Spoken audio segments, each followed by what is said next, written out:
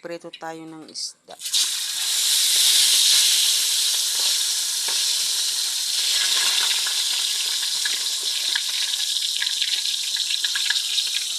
Ay, puputa ka.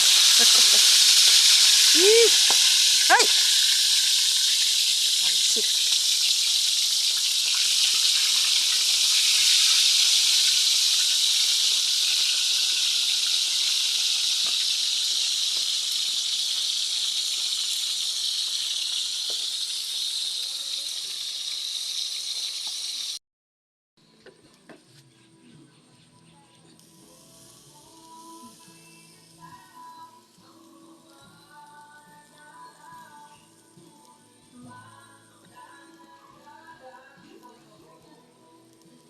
Inihaw natin yung tulingan na maliit.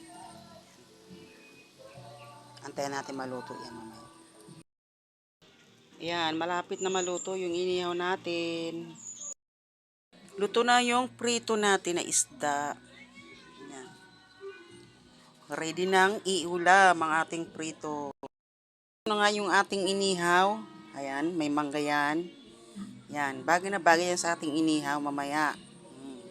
Okay, luto na. Thank you very much sa inyo. Sana magustuhan nyo po ang aking recipe for today. Thank you so much. Bye-bye.